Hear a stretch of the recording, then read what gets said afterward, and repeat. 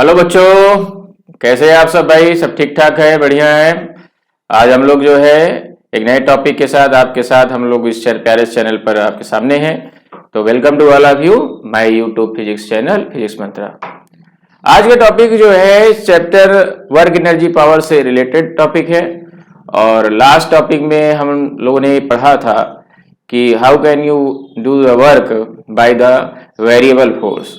आज हम लोग उसके आगे का टॉपिक यानी एनर्जी की शुरुआत करेंगे। एनर्जी हमारा नेक्स्ट टॉपिक रहेगा और उसके बाद टाइप्स ऑफ एनर्जी की बात करेंगे। तो टॉपिक आज का है एनर्जी। तो let's see topic is energy. The topic is energy, that is the topic, that is energy. Okay, clear? ये हमारा टॉपिक है।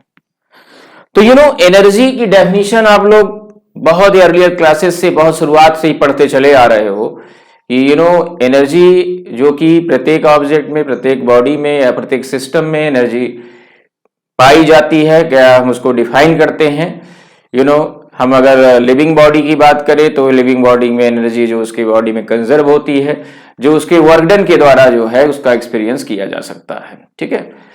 नॉन लिविंग बॉडी में जो मैकेनिकल वर्क के बेस पे काम करते हैं, नहीं मैकेनिकल वर्क करते हैं, तो उनके उस इट मीन सोर्स के थ्रू जो एनर्जी उसमें कंज्यूम होती है तो उसके द्वारा वो वर्क डन करते हैं। तो उस वर्क डन से जो है उसकी एनर्जी का जो है पता लगाया जा सकता है। तो हमारा कहने का मतलब है कि energy conserve in an object is equal to the work done by an object. किसी भी ऑब्जेक्ट द्वारा या किसी भी सिस्टम द्वारा जो टोटल काम उसके द्वारा किया जाता है वह उसके इंटरनल एनर्जी, कंज्यूम एनर्जी के बराबर होता है। यानी उस इंटरनल एनर्जी के बराबर माना गया है, कहा जाता है सिस्टम की एनर्जी उसके बराबर होती है। तो इस लाइन को आप हम ये कह सकते हैं कि energy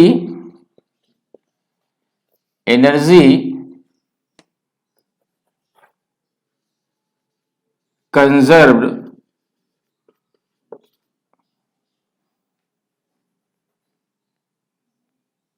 in an object is equal to the work done by an object. Okay, energy conserve in an object is equal to the work done by an object. किसी भी ऑब्जेक्ट या सिस्टम के द्वारा जो टोटल काम होता है वो उसके अंदर की एनर्जी के जो कंज्यूम्ड है, कंजर्व है, उसके बराबर होगा। तो ये लाइन में ये इसका जो है एक स्टेटमेंट आपको समझना पड़ेगा, जानना पड़ेगा। तो हम ये कह सकते हैं कि अगर एनर्जी जो है ये जो ऑब्जेक्ट में कंजर्व है वो उसके वर्क डन के बराबर है, तो इसका मतलब ये है कि वर्क डन की जो एबिलिटी या जो कैपेसिटी पाई जा रही है ऑब्जेक्ट में वही हमारी क्या है? एनर्जी है। वही हमारी क्या है? एनर्जी है। यानी द कैपेबिलिटी और capacity to do work, capacity to do work of an object is said to be energy. It means इस स्टेटमेंट से समझा जा सकता है कि वर्क ऑब्जेक्ट द्वारा किया गया काम उसके अंदर जो एनर्जी है उसके बराबर होगी। यानी एनर्जी की डेफिनेशन काम करने की कैपेबिलिटी या कैपेसिटी से समझा जा सकता है। किसी ऑब्जेक्ट के काम करने की जो कैपेसिटी है, कैपेबिलिटी है, वो उसकी एनर्जी कहलाती है। तो आप क्या कह सकते हो? The capacity to do work, to do work, the capacity to do work is called energy of an object, of an object. The capacity to do work is called energy of an object. ठीक है। तो हम इसको इस तरह भी कहते हैं एबिलिटी टू डू वर्क, काम करने की जो एबिलिटी है उसके अंदर जो गुण पाया जा रहा काम करने का है ना, वो भी एक उसका एनर्जी को डिफाइन करेगा। ठीक है। तो ये तो एनर्जी की डेफिनेशन है। अच्छा, एनर्जी जो कि वर्क के इक्वल ऑब्जेक्ट के वर्क डन के बराबर माना गया है, work done by an object. Okay, ये इसका मतलब एनर्जी जो हमारी ये फिजिकल क्वांटिटी है ये वर्क के इक्वल है, तो वर्क आप पढ़ चुके हो कि इट इज अ स्केलर, दोनों energy it is a scalar, okay, scalar भी होगा, ठीक है। And its unit is joule in SI system, इसकी यूनिट भी एसआई सिस्टम में जूल होगी, इन एसआई सिस्टम क्या होगा, जूल होगा, ठीक है। सीजीएस में आपने वर्क पढ़ा था अर्ग, सीजीएस में, तो इसकी यूनिट भी क्या होगी, अर्ग होगी सीजीएस में, सीजीएस में। इसका डायमेंशन आपने पढ़ा था M L square T minus to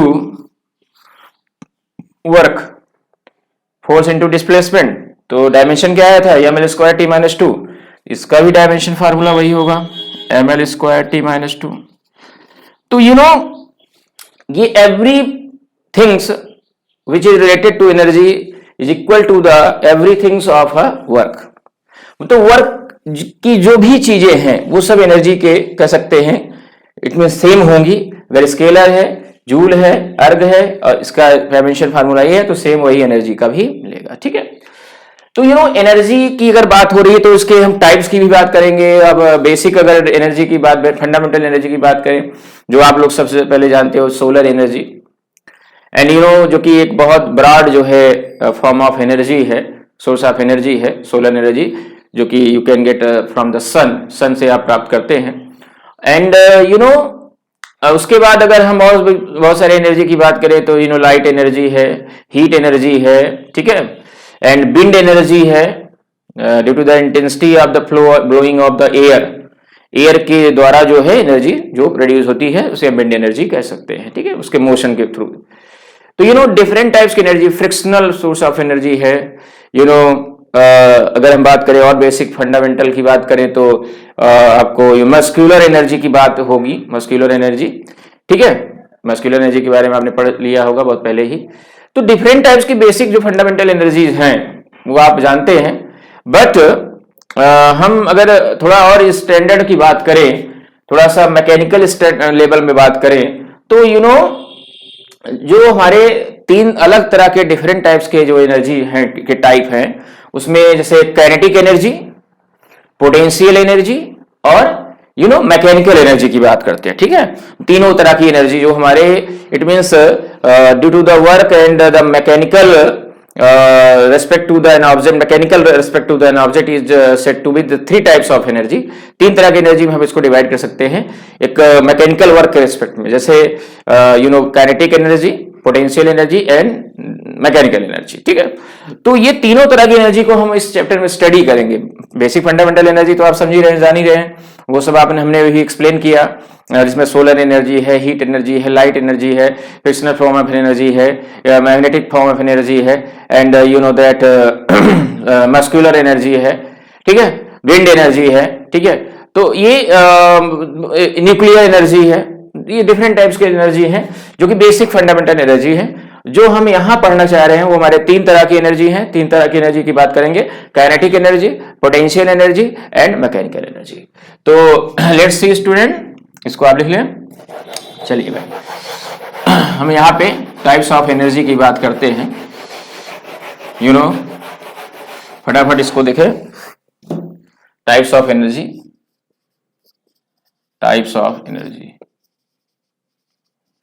ठीक है। इसमें क्या है, सबसे पहला काइनेटिक एनर्जी, काइनेटिक एनर्जी,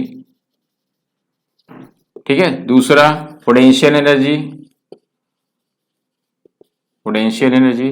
तीसरा क्या, मैकेनिकल एनर्जी, मैकेनिकल एनर्जी, ठीक है बेटा। काइनेटिक एनर्जी जिसको हम गतिज ऊर्जा कहते हैं, पोटेंशियल इसको स्थितिज ऊर्जा कहते हैं, और मैकेनिकल एनर्जी इसको यांत्रिक ऊर्जा कहते हैं। ये तीन तरह की जो है एनर्जी आप यहाँ पे हम लोग पढ़ेंगे जो कि इंपॉर्टेंट है, ठीक है। तो सबसे पहले kinetic energy, kinetic energy.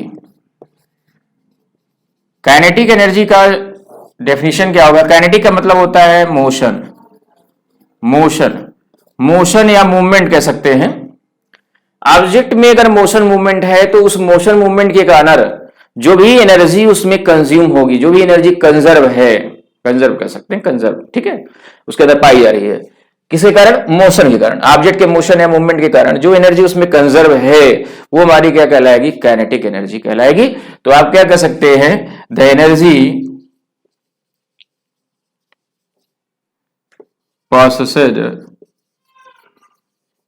by an object due to its motion is called kinetic energy। हम इसे लिख देते शॉर्टकट में, is called kinetic energy। The energy possessed by an object due to its motion is called kinetic energy। ठीक है, that is this kinetic energy। Kinetic energy का मतलब यह है कि ऑब्जेक्ट के मोशन के कारण जो एनर्जी उसमें कंजर्व है वो हमारी क्या है? काइनेटिक एनर्जी कहलाएगी। काइनेटिक एनर्जी से यहां से काइनेटिक का मतलब मोशन से रिलेटेड जो एनर्जी है, इसमें अगर एग्जांपल हम बात करें तो man is walking, car is running, तो ऐसे कंडीशन में आप कह सकते हैं कि द फ्लोइंग वाटर अगर फ्लो कर रहा है, इनमें मॉलिक्यूल ऑफ वाटर जो है इन मोशन उससे मूवमेंट है, तो उसमें कौन सी एनर्जी है? काइनेटिक एनर्जी है। ठीक है, तो कोई भी ऑब्जेक्ट अगर मोशन मूवमेंट की अवस्था में है, काम कर रहा है, इट मींस अगर motion of the movement of the fan, motion of the fan, तो वो काइनेटिक एनर्जी को रिप्रेजेंट करेगा। यानी मोशन जो स्पेसिफिक रूप से हो रहा है तो वो हमारा जो है उसमें काइनेटिक एनर्जी कंजर्व रहेगी। ठीक है, तो फॉलिंग एन ऑब्जेक्ट अगर गिर रहा है तो उस अवस्था में काइनेटिक एनर्जी, क्योंकि मोशन मूवमेंट हो रहा है। ठीक है, तो मोशन की अवस्था में जो भी एनर्जी उसमें कंजर्व है वो हमारा क्या है? काइनेटिक एनर्जी कहलाएगा। ठीक है, उसके बाद है पोटेंशियल एनर्जी। अच्छा, काइनेटिक एनर्जी का जो मैथमेटिकल फॉर्म का फार्मूला है वो है हाफ एम बी स्क्वायर। ठीक है, हाफ एम बी स्क्वायर, अगर वो वेलोसिटी रेस्ट से अगर वो फाइनल वेलोसिटी में जा रहा है तो 5 mv स्क्वायर। कंटिन्यूअस फॉर्म में अगर मोशन कर रहा है तो उसके लिए क्या होता है? हाफ एम यू स्क्वायर होता है। ठीक है, तो ये फार्मूला हमारा काइनेटिक एनर्जी का है, that is the formula of kinetic energy. ठीक है, हाफ एम बी स्क्वायर या half M U square. Understand student? तो आई थिंक दैट ये आपको समझ में, तो इसका प्रूफ हम लोग बाद में पढ़ेंगे, एक्सप्लेनेशन पढ़ा जाएगा, कैलकुलस मेथड के द्वारा इसको निकाला जाएगा। ठीक है, तो ये इतना ध्यान रखें। उसके बाद हमारा नेक्स्ट है पोटेंशियल एनर्जी। हम यहां देखते हैं, next is the potential energy. I think that इसको आप स्टडी करें, इसको देखें तो आई थिंक दैट आपको सब कुछ क्लियर होगा, समझ में आएगा। बहुत सिंपल सी बात है। पोटेंशियल एनर्जी की हम बात करें, पोटेंशियल एनर्जी, पोटेंशियल एनर्जी। ठीक है, पोटेंशियल एनर्जी इसके इस वर्ड से ही आप समझ सकते हैं, पोटेंशियल का मतलब है जो एनर्जी ऑब्जेक्ट में कंजर्व है इनिशियली, कोई भी ऑब्जेक्ट है और वो रेस्ट कंडीशन में अगर है, मोशन उसमें नहीं पाया जा रहा है, तो उस अवस्था में जो एनर्जी कंजर्व्ड है वो एनर्जी कौन सी है? पोटेंशियल एनर्जी है। तो पोटेंशियल एनर्जी रेस्ट कंडीशन में ऑब्जेक्ट में जो एनर्जी इट मींस वहां पर इन्वॉल्व है वो पोटेंशियल एनर्जी, और साथ में due to the change the shape और साइज, साथ में ऑब्जेक्ट की इट मींस शेप और साइज के बदलने की अवस्था में भी वहां क्या पाया जाता है? पोटेंशियल एनर्जी पाया जाता है। जैसे अगर हम बात करें स्प्रिंग का, इसमें स्ट्रेच द स्प्रिंग के स्ट्रेच करने पर उसका शेप और साइज चेंज होगा, तो वहां क्या होगा? Potential energy. Stretch the rubber band का शेप और साइज बदलेगा। तो डिफरेंट टाइप्स के इस तरीके से कंडीशन होंगे जिसमें पोटेंशियल एनर्जी पाई जाएगी। और जैसे हम कह सकते हैं कि still water in a pond, पानी में एक स्थिर अगर जो है, इट मीन्स अगर वो वाटर जो है पूरी तरह से क्या है? रेस्ट में है। इट मीन्स फ्लोइंग वाटर नहीं है पानी। आप तालाब, पॉन्ड कह सकते हैं तालाब में क्या है? पानी रेस्ट में रहता है। ठीक है, उसमें फ्लोइंग। रिवर में पानी क्या करता है? फ्लो करता है। तो रिवर में फ्लोइंग वाटर होगा तो वहां पे काइनेटिक एनर्जी, बट तालाब में अगर पानी है तो क्या है? वो पूरी तरह से रेस्ट में है, तो वहां पे क्या है? पोटेंशियल एनर्जी होगा। ठीक है, that is this potential energy. तो डेफिनेशन क्या होगी इसको हम लोग देखें। डेफिनेशन क्या होगी, ध्यान दें। The energy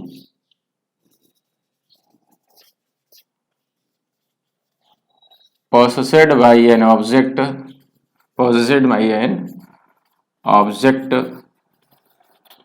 due to its state of rest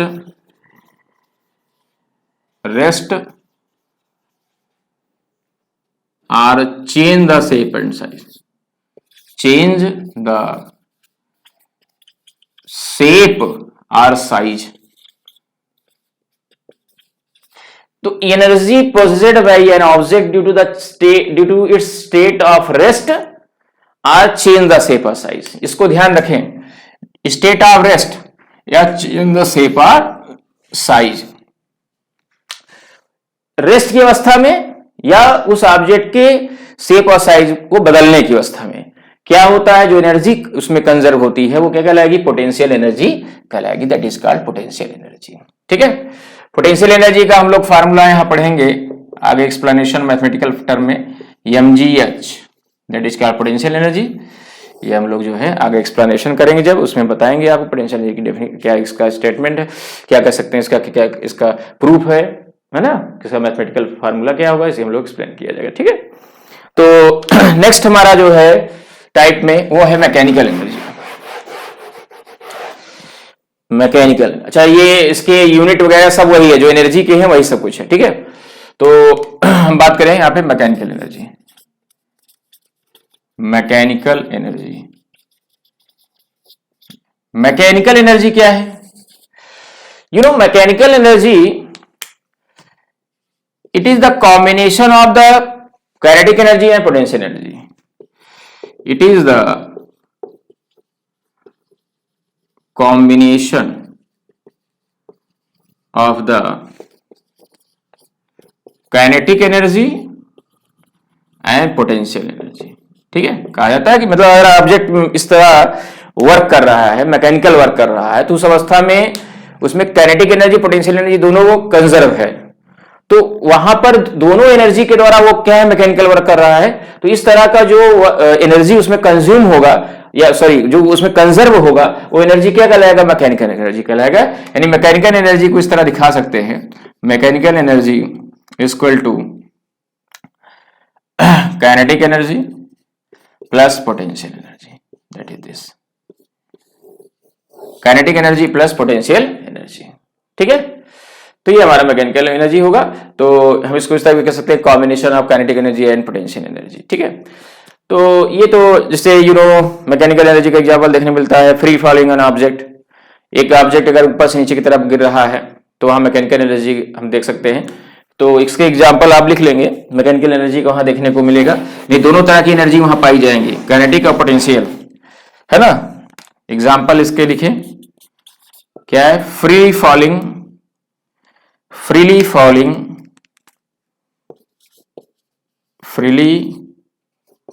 falling an object. दूसरा लिख सकते हैं, motion of the simple pendulum. Simple pendulum और मोशन मूवमेंट कर रहा है, टू एंड फ्रो मोशन इस तरीके से, तो उसमें दोनों तरह की एनर्जी होगी, काइनेटिक और पोटेंशियल। सिंपल पेंडुलम, ठीक बेटा, ये तो इसका एक्सप्लेनेशन हम लोग जो है बाद में पढ़ा जाएगा। और ये हमारा जो है टाइप्स ऑफ एनर्जी है, ठीक है, जो कि आपको इस चैप्टर में पढ़ना है आगे। ठीक है, उसका मैथमेटिकल फॉर्म पढ़ेंगे, उसका प्रूफ पढ़ा जाएगा। ठीक है, तो आई थिंक दैट ये इतना आप जो है आज के इस लेक्चर में आई थिंक कंसीडर करें, उसको स्टडी करें, और जो भी क्वेरीज या जो भी क्वेश्चन के जो भी पूछने हैं आपको इस चैनल के थ्रू आप बात कर सकते हैं, पूछ सकते हैं। ओके स्टूडेंट, तो thank to all of you, have a nice day, I will meet you next day next time, thank you.